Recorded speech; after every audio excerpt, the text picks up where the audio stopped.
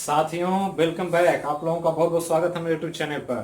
मुझे उम्मीद है आप जहां होंगे स्वस्थ होंगे, सुरक्षित होंगे और बहुत बहुत मस्त होंगे। मेरे साथ बने रहिए मेरे यूट्यूब चैनल पर और बीपीएससी जैसे एग्जाम की तैयारी को बहुत आसानी से आप पूरा करें।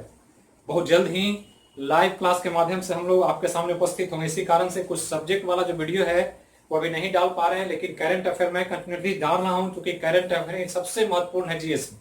तो चलिए मैं आज आपके लिए लेकर आया हूं 23 जून से संबंधित महत्वपूर्ण कुछ जो करंट अफेयर है समसामयिक की, वो जिसको मैंने यहाँ पर कलेक्ट कर दिया है। इसको आप स्क्रीनशॉट ले लें।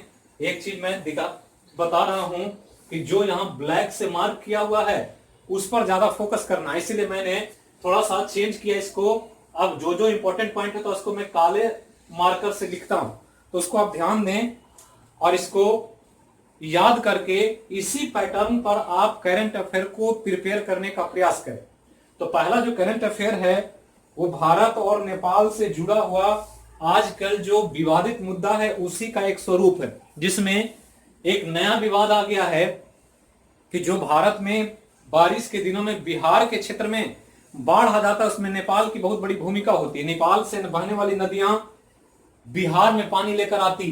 तो इसी के संदर्भ में ध्यान रखना कि वाल्मीकि नगर में गंडक बराज, और गंडक बराज में कुल 36 फाटक हैं, गेट, जिसको जरूरत पड़ने पर खोला जाता है, पानी को रिलीज किया जाता है। और इन 36 गेटों में से 18 गेट नेपाल के क्षेत्र में पड़ते हैं। और ये नेपाल चीन के सापर, चीन के कूटनीति के द्वारा अपना एक नया रवैया तैयार कर लिया, और इसके द्वारा नेपाल ने इस 18 गेटों के मरम्मत और सुरक्षा का जो जिम्मा होता है बिहार के जल संसाधन विभाग को, उसको कार्य करने से रोक दिया। और ये एक खतरे की घंटी है बिहार जैसे राज्यों को जो बाढ़ से प्रभावित होते हैं। तो ध्यान रखना है कि ये एक नया विवाद खड़ा हो गया है कि हमारे काम को बाधित करना चाहता है ताकि हम बाढ़ से प्रभावित हो जाएं, बाढ़ से हमारा बहुत ज्यादा नुकसान हो जाए। इसी में एक और विवाद आया है नेपाल से। तो नेपाल और चीन दोनों ही अभी चर्चा में है भारत के साथ संबंधों को लेकर। पड़ोसी देश है। प्रधानमंत्री ने, रक्षा मंत्री ने अभी हाल फिलहाल में कहा था कि नेपाल के साथ हमारा रोटी बेटी का नाता है, मतलब हमारा व्यवसाय भी है, एक दूसरे के भोजन पर भी हमारा संबंध है, और साथ में विवाह जैसे संबंध भी हमारे और नेपाल के बीच होते हैं। यहाँ की बहुत सारी बेटियों की शादी नेपाल में होती है, नेपाल के लोग बिहार के क्षेत्रों में शादी करते हैं। तो एक बहुत गाढ़ी रिलेशन, बहुत घनत्व है, बहुत ज्यादा घनत्व और बहुत ही संबंधों में मजबूती है। लेकिन जो अभी नेपाल की सरकार है, एक पार्टी की जिसको नेपाली कम्युनिस्ट पार्टी कहा जाता है, नेकपा, तो नेपाली कम्युनिस्ट पार्टी की सरकार चल रही है वहां, और कम्युनिस्ट शासन चीन में भी है। और इसके चलते दोनों में एक तालमेल बैठ रहा है, कम्युनिस्ट शासन होने के कारण, कम्युनिस्ट पार्टी के कारण। और उसी के कारण इस पार्टी की जो सरकार चल रही है उसने नेपाली संसद में नागरिकता संशोधन विधेयक लाया। और ये विधेयक का बिहार के जो मधेसी क्षेत्र हैं, जो नेपाल के आसपास के राज्य हैं या राज्य के जिले जो हैं, उससे काफी विरोध हो रहा है इस संशोधन विधेयक का। तो ध्यान रखना है, ये नेपाली कम्युनिस्ट पार्टी अपने संसद, नेपाली संसद, जिसका नाम आप लोग को हमने पहले बताया कि नेपाली संसद को राष्ट्रीय पंचायत कहा जाता है। तो राष्ट्रीय पंचायत इस संसद का नाम है, और इसमें नागरिकता संशोधन विधेयक लाने की तैयारी कर रहा है नेपाल, जिसके द्वारा बिहार के या भारत के लोग जो वहां रह रहे हैं उनकी नागरिकता को हटाया जाएगा, और इसके द्वारा बिहार और भारत से संबंध में काफी कड़वाहट आ सकती है। और ये सारा कुछ चीन के साथ और नेपाल कर रहा है, ये ध्यान रखना। अब आगे चलें तो एक बहुत इंपॉर्टेंट न्यूज है कि भारत के रक्षा मंत्री, डिफेंस मिनिस्टर, नाम जानते होंगे आप लोग, राजनाथ सिंह। और राजनाथ सिंह जो हैं अभी 3 दिन के रूस की यात्रा पर पहुंचे हुए हैं। तो ध्यान रखना, बहुत इंपॉर्टेंट यात्रा है ये, जिसके दौरान काफी चीजों पर बातचीत होगी और काफी समझौते होंगे। ये जो यात्रा है मुख्य रूप से 24 जून को जो वहां द्वितीय विश्व युद्ध की 75वीं वर्षगांठ मनाई जाएगी, इसी में भाग लेने के लिए गए हैं।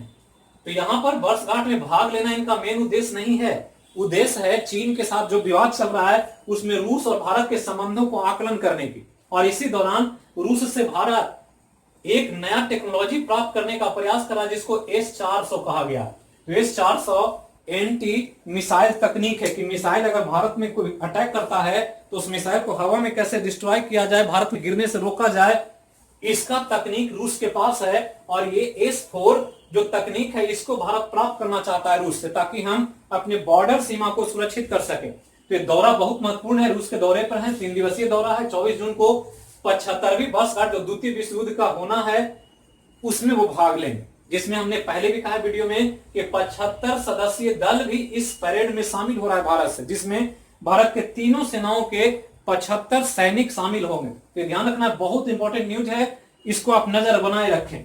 अब आगे चलें तो कोरोना काल से हर दिन कोई ना कोई न्यूज है, और कोरोना से निपटने के लिए जो संकट चल रहा है विश्व वैश्विक स्तर पर, उसमें भारत को ध्यान में रखकर कि भारत और फ्रांस के बीच जो कोरोना का संक्रमण हुआ है उससे लड़ने के लिए 200 लाख यूरो का समझौता हुआ है। किसके किसके बीच?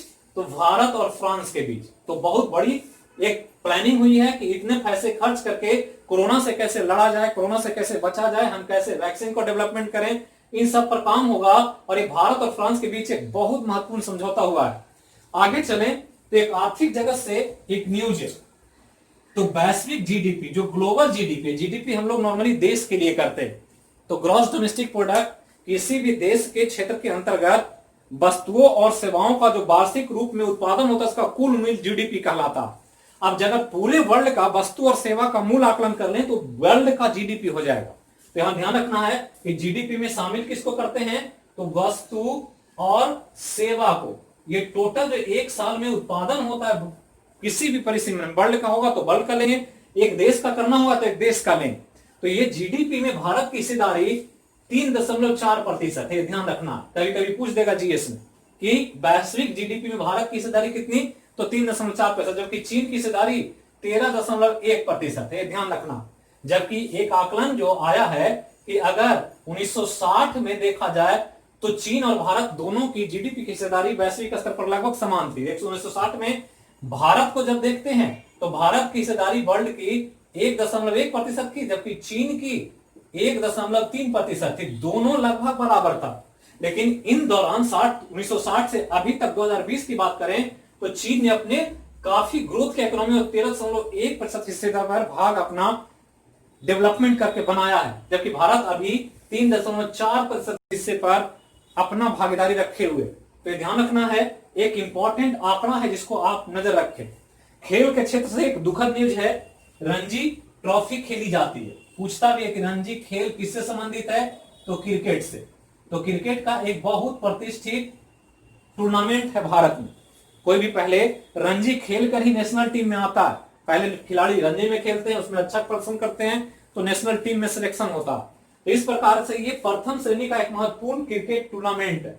तो रणजी में खेल करके सबसे ज्यादा विकेट, ये ध्यान रखना कि सबसे ज्यादा विकेट लेने के लिए एक गेंदबाज थे राजेंद्र गोयल, स्पिनर थे, फास्टर बॉलर नहीं है, स्पिन करते थे।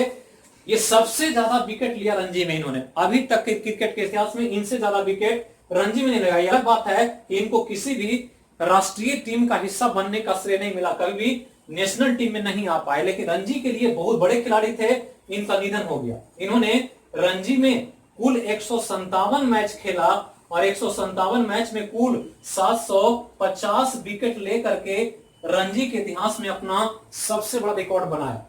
ये नेशनल टीम में नहीं आ पाए, लेकिन इनका निधन हो गया है, जिस पर सभी खिलाड़ियों ने शोक व्यक्त किया। तो यही आज का महत्वपूर्ण करंट अफेयर, जिस पर जरूर नजर रखें। जहां रहें सुरक्षित रहें, स्वस्थ रहें, मस्त रहें। बहुत जल्दी मैं आपके सामने लाइव क्लास के माध्यम से आऊंगा एक एक सब्जेक्ट को लेकर के। तो तैयार रहें उसके लिए।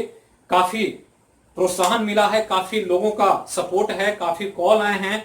तो आप लोग के लिए प्लान चल रहा है, उसी पर मैं काम कर रहा हूं। जल्दी ही उसकी सूचना भी दूंगा। तो थैंक यू। फिर मिलेंगे अगले वीडियो में अगले विषय के साथ।